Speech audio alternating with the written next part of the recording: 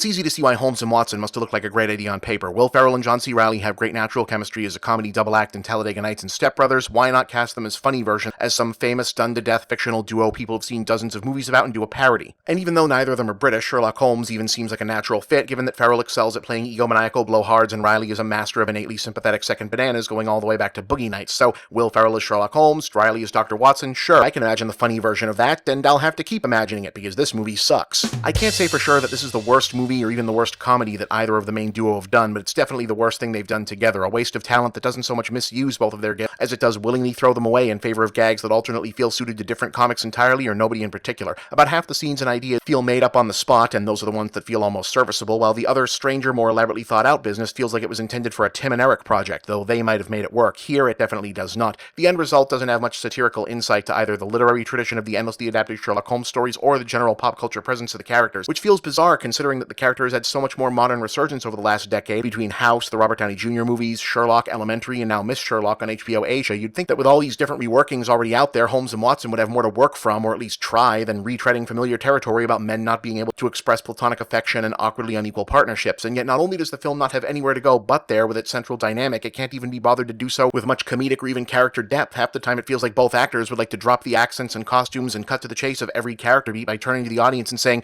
"Hey, you remember that one part from one of our better movies? This is that, but for this setting. You got it? Okay, moving on." And then skip to whatever the punchline was supposed to be and go home early. For what it's worth, the big idea for this one is that this incarnation of Sherlock Holmes attained his superior intelligence by forcing himself not to have emotions, which has left him totally clueless as to the emotional abuse he's been inflicting via neglect on Dr. Watson, who just wants his efforts as Sherlock's sidekick and hype man to be appreciated with a reward of near equality in their partnership. This dynamic becomes further strained as they attempt to thwart a threatened assassination of the Queen by Ray Fiennes as Dr. Moriarty, with the aid of Rebecca Hall and Lauren Lapkus as a pair of American female doctors who serve as would-be love interests and foils for about 20 jokes too many about characters acting like anachronistic Victorian views on science and ideas are actually very advanced and progressive. In fact, frustratingly, there is the germ of an idea for a decent Sherlock Holmes spoof buried in the outline of the main narrative, with Ferrell's overly cocksure Holmes so convinced of his own brilliance and conversely the brilliance of anyone who could outwit him that he cheerfully overlooks the obvious suspects for being too obvious and dismisses mundane but perfectly sensible solutions. That's kind of funny. At the very least, it's the only recurring funny bit in the movie in theory, and it builds to a final reveal that feels like it was meant to dovetail with the B story about Sherlock's ignorance of human emotion, where the joke would have been, "Are you kidding me? Literally any idiot would have solved this based on that piece of information alone," but then it doesn't because it feels like they recognized the joke wasn't playing and cut the beats that was supposed to actually let it play out, so instead the main narrative mystery actually kind of gets solved off screen. It's very bizarre. Instead, we're left with a couple great comedians doing material that's beneath them, interspersed with painful jokes about old-timey versions of selfie sticks, drunk dialing, Holmes inventing pro wrestling pay-per-view, complete with Braun Strowman cameo and riffs about how American elections could never accidentally put a wealthy tyrant in charge, ha ha ha, enlivened only sporadically by moments of off-kilter weirdness like Lapkus' character having been apparently raised by cats, which pays off in no particular way. Then again, digging too far into the esoteric problems with Holmes and Watson obscures the more pressing matter that it's simply just not a well-made film. It's clearly been hacked to pieces in the edit and wasn't made with particular care to begin with. In order to get it into semi-releasable shape, the jokes don't land, the characterizations don't fit from scene to scene, the cinematography and direction are bland and ugly to look at. It's embarrassing watching people like Steve Coogan and Hugh Laurie show up for phoned-in cameos with nothing to actually do. Laurie doesn't even speak for most of his performance. Good work if you can get it. It's an utterly unpleasant, nearly unwatchable mess of a thing that only manages to escape being the worst thing in most multiplexes right at the moment by virtue of some theaters still having Welcome to Marwen booked on a couple screens.